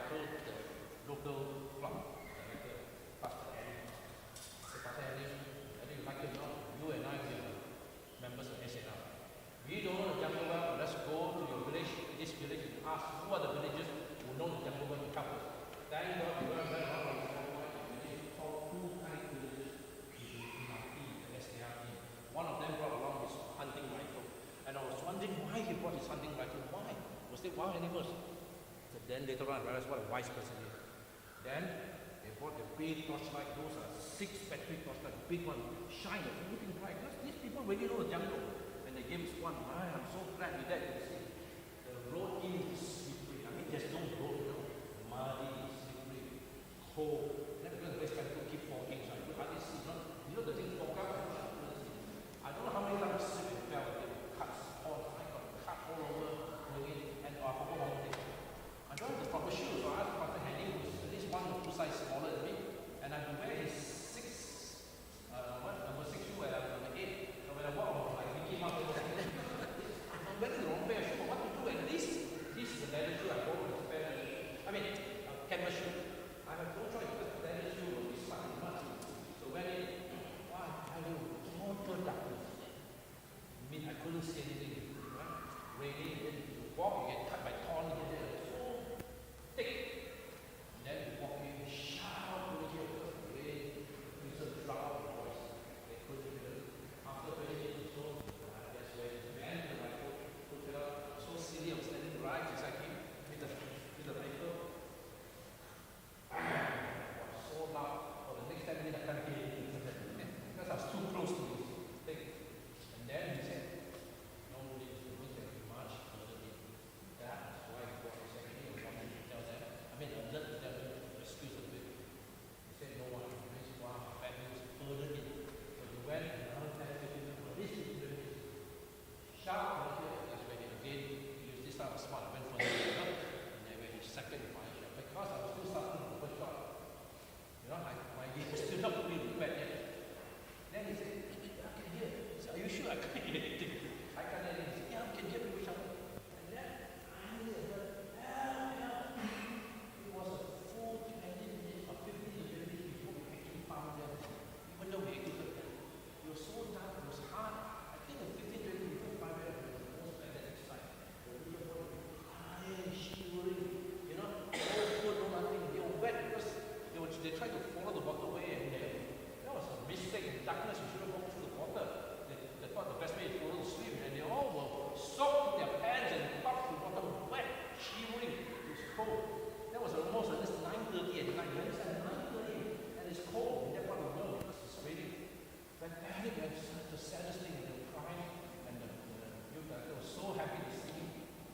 And then I made the biggest mistake of my life. I tell you what was the mistake. Then we brought them, and the villagers so fast across out. Back of the that's where we did the roll call, and that's where I made a mistake. We should have done the roll call. No roll call, that was the right answer.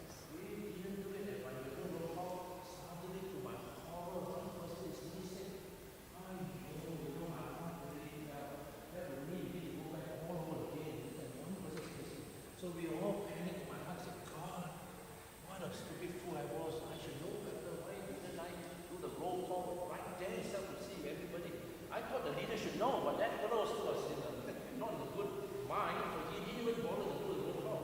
Only the camp is now one person speaking. Then thank God for answering my prayers. Because that person that was missing was like this, and then he didn't go.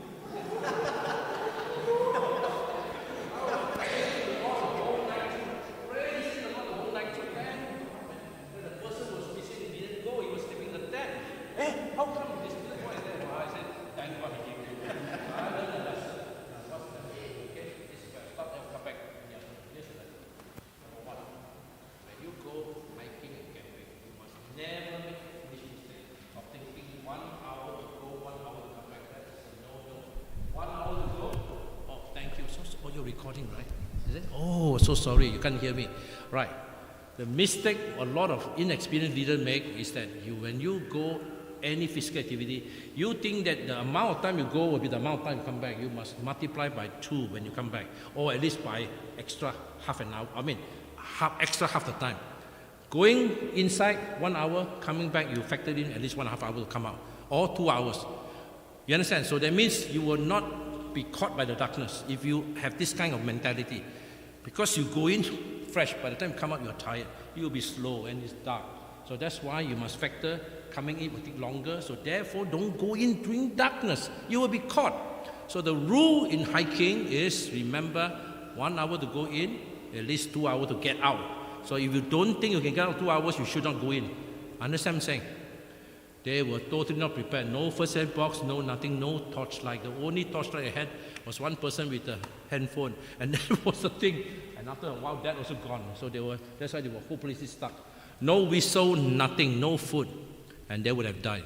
I can imagine if that day I did not organize the SAR, and by the time the rescue services go the next morning, you will be finding at least 4 or 5 will simply die of hypothermia. They would have frozen. It was that cold.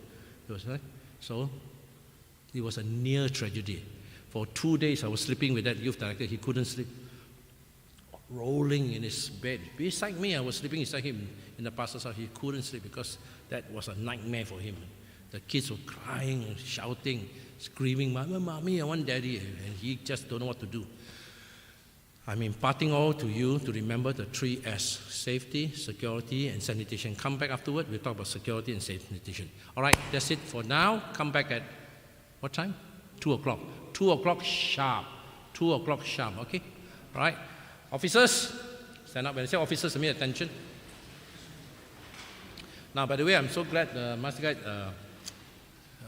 Sherrod has always been doing the correct way. Pay attention and saluting. And, you are implementing what you learned. That's good. Officers, prayer, attention. 1, 2. God, our Father, thank you for this class. Thank you for alerting us about the joy as well as the possible problems when we run a club that involves outdoor activities. Teach us to be alert, oh Lord, to be mindful, because these kids are our ward,